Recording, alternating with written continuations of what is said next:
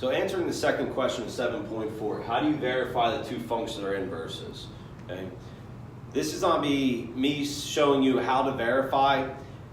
The work I'm going to want to see is on be step for step how things simplify. So I really want to see each step. I don't want you just to look at the expression and go, okay, all this cancels out equals X. Okay, I want to see the step. Show me what is canceling out. And I'll show you in my examples. Hopefully you see what I'm talking about.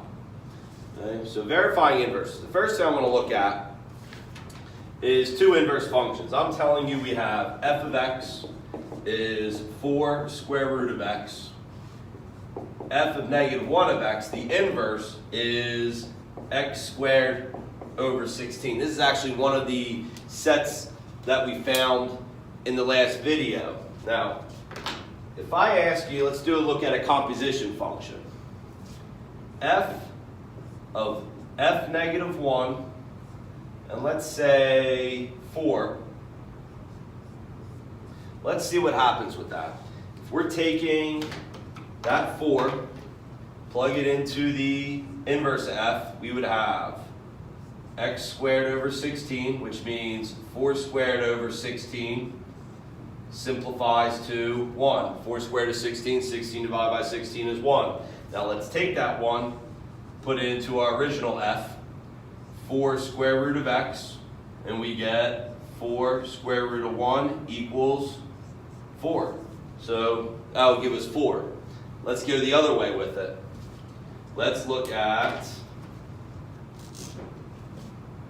f of negative 1 of f of 4. So it's just switching the functions, the order it's going to be plugged into. We're still looking at the value of 4. So let's do this work first.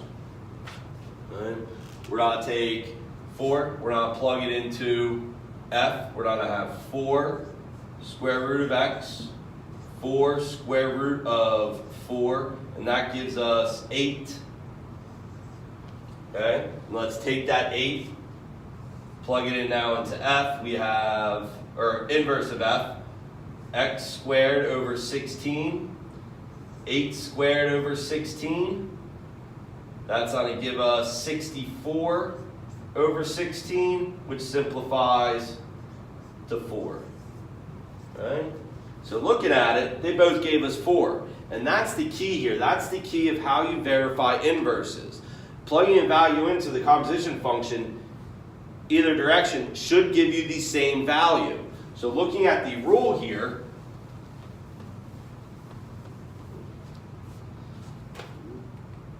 their inverses, f of x and g of x, are inverse functions if the composition function f of g of x equals x and g of f of x equals x. So it's important that you are showing me all the work and show me how to simplify to x. Okay, so let's look at an example. Let's say f of x is 5x minus 2. G of x is x plus 2 divided by 5. So both, they look similar, so I'm hoping you get the idea, yeah, they probably are inverses. But now if I ask you to verify, first you need to find f of g of x. Okay, so we're taking function g, plug it into that x there. I'm going to go through this a little quick since we already did this section, but it's going to be important for you to see where things cancel out. Taking this g, plugging it in, we have 5 minus 2. Putting the x plus 2 in those parentheses. Now let's take a look at how things cancel out. Okay, order of operations, multiplying first, the 5's cancel out. So we're going to be left with x plus 2 minus 2. And then 2 minus 2 cancels out to 0, and we have just x. So f of g of x, that one works out. Now we have to go the other way. G of f of x. So now we're going the other way, taking out 5x minus 2, plugging into that x. Okay, things will simplify a little differently. 5x minus 2 plus 2 divided by 5. This time, the 2's cancel out first. Simplify that top numerator. The 2's are canceling out. 5x over 5. Now the 5's cancel out.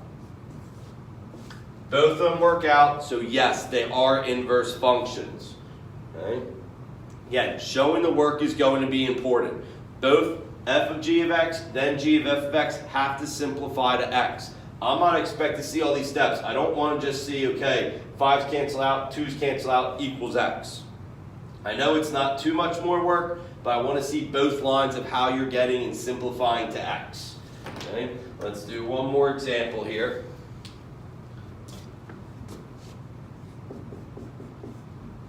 Let's do what we did before. Square root 4 square root of x, and g is x squared over 16. So this is going to be doing the function that we looked at before, the two functions we looked at before. Yes, we know they're inverses because we did that work where we plugged in 4 for the compositions, but now let's just look at how they need to be simplified, showing each of the steps like we just did. F of g of x first. So taking that x squared over 16, plugging it into that square root.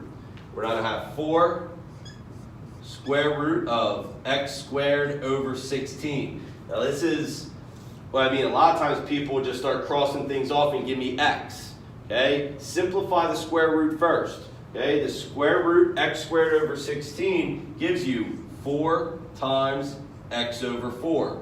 Now you can show me that the 4's cancel out, and we're left with just x. The first one works out. The next one, g of f of x.